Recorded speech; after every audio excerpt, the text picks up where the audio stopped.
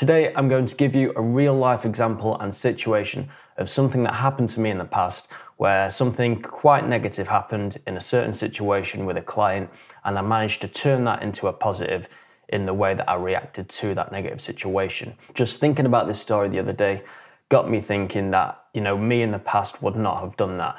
And usually when something negative happens or if someone reacts badly to something, then that causes me to react badly.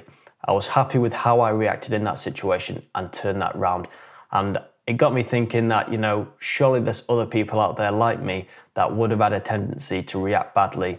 And, from there, a lot of bad things could have happened. So I wanted to tell you about that story today and hopefully give you some advice. So if something negative happens to you with a client or in your business, you then have the knowledge to turn that around into a positive or a win. So for those that don't know, I am an audio engineer in the same sort of industry as professional musicians. We're working with music, we're working with artists and producers. And as creatives as a whole, we come across our fair share of critiques. It's almost part of our job to get critiqued, whether it's by fans, whether it's by colleagues. We do get critiqued for the work we put out there.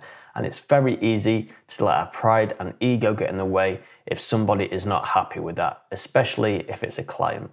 If you're working with a client, it's not like you're working with your bandmates anymore, where you can have a bit of banter, or if you can actually have an argument sometimes about things not being right. And, when you're trying to write a track and things don't go well and you don't agree, you can't just be arguing and doing that sort of thing with a client unless you've built that kind of relationship with them.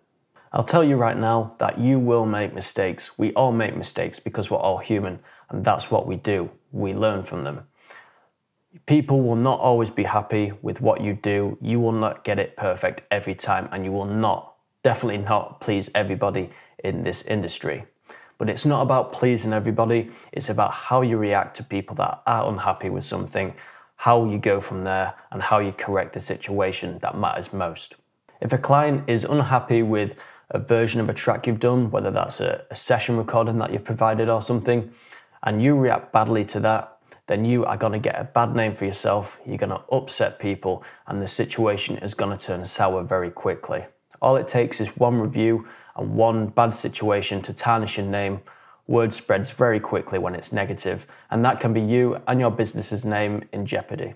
If a client is not happy with the work you've done, even if they express that in a not so positive way, and you react positively to that, you show you're willing to learn, well, that just shows that you're keen to better yourself, you're open to criticism, you're open to learning as well, and that is going to attract clients and especially impress that certain person in particular that you're working with at that moment in time.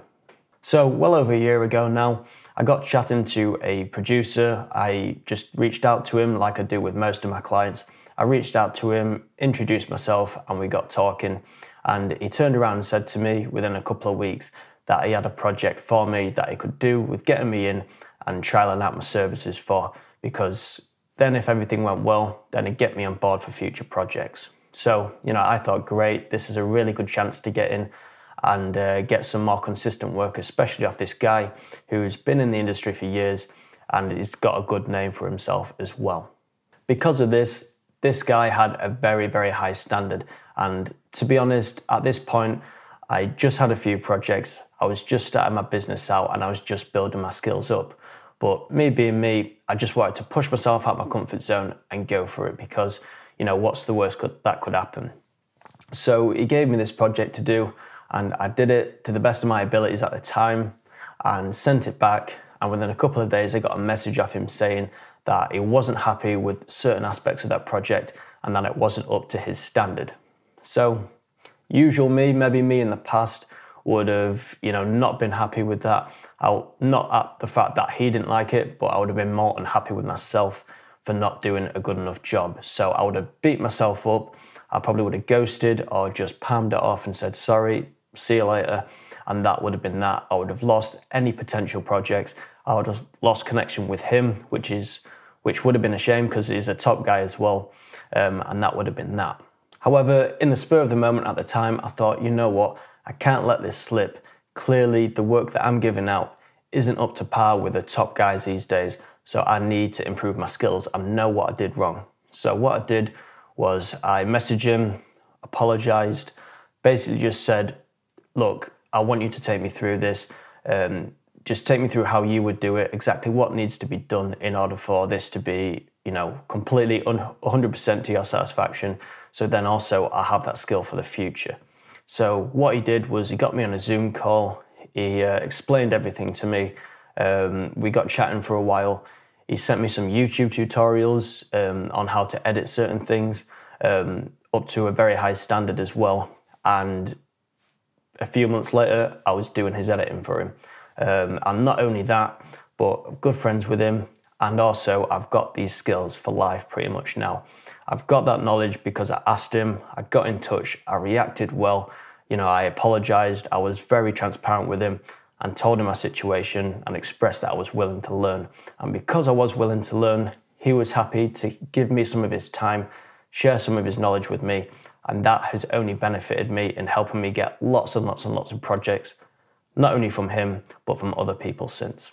So if you find yourself in a tough situation where your pride and your ego is hurt because a client isn't happy with your work, just take a step back, take a breather.